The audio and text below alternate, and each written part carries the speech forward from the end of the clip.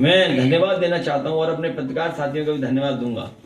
आप ही की भी इच्छा है कि उसी तरह की स्टोरी करें, मैं तो आपको बधाई दूंगा, करिए उसी तरह की स्टोरी, जिससे कम से कम सच्चाई तो सामने आए कि कितने लोगों की जान गई। और सोचिए वो काला धन किसने दिया और किसके माध्यम से पहुंचाया। दुनिया का पहला उदाहरण हुआ कि काला धन पुलिस लेके जा रही है।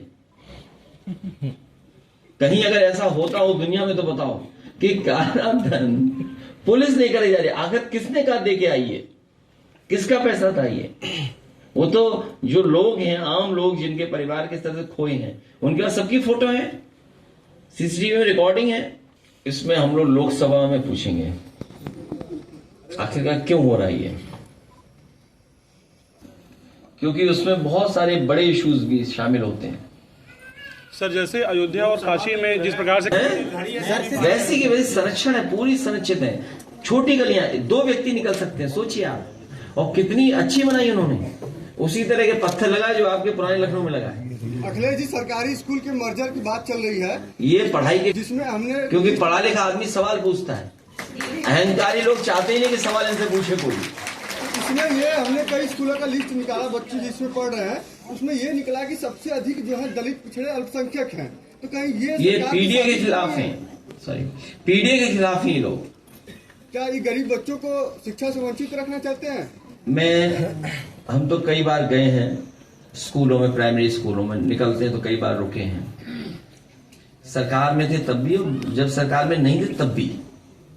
तो अभी गांव के सबसे गरीब परिवार के बच्चे वहां पढ़ने जाते हैं, सबसे गरीब। और जो बात आप कह रहे हो एकदम ठीक है, पीडीए परिवार के ही बच्चे वहां पढ़ने जा रहे हैं, सबसे गरीब।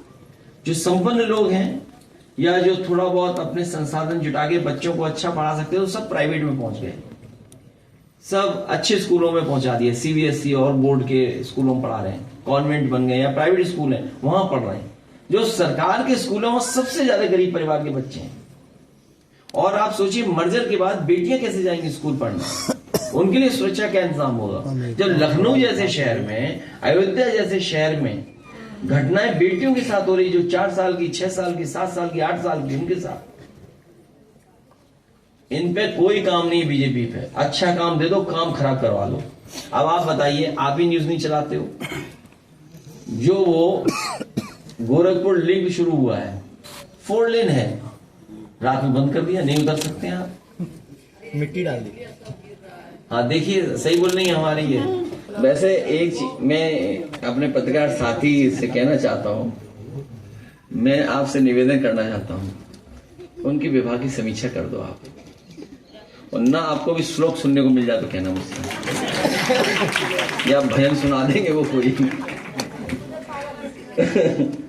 कहीं कोई सुरक्षा नहीं, कहीं कोई इंतजाम नहीं करा सरकार ने, ऐसे छोड़ दिया सबको।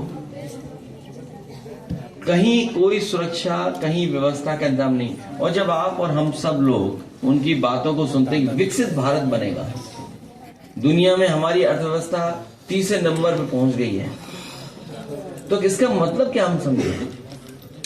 कुछ लोगों के पास होने से पैसा, कोई हमारा विकसित भारत नहीं बनने जा रहा है।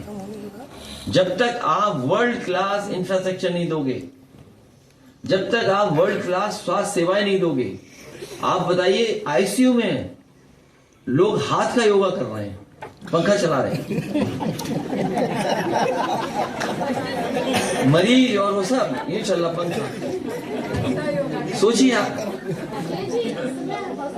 और बिजली नहीं, डायलिसिस से मर गया, डायलिसिस रुक गया, हाँ मर गया बेचारा, गरीब व्यक्ति मर गया। और सरकार ने अंदर ही अंदर ये कहा है कि मेडिकल कॉलेज में कोई बच्चा फेल नहीं हो। अगर फेल हो गया तो बच्चे आवाज उठाएंगे कि यहाँ कोई इंफ्रास्ट्रक्चर ही नहीं है।